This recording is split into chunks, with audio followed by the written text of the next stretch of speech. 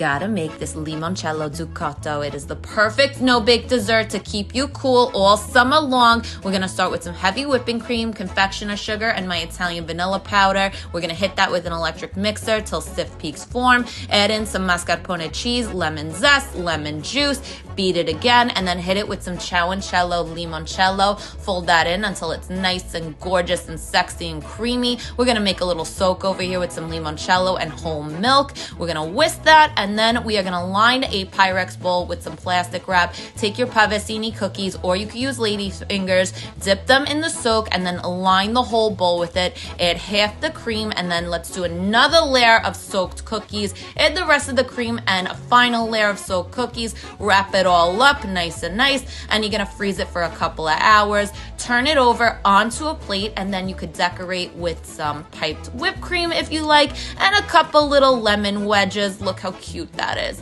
Cut it up and serve it. This is the most delicious semi-freddo filling you're ever gonna have. Maron, guys, this is so good. Full recipe on cookingwithnonna.com. Follow for more.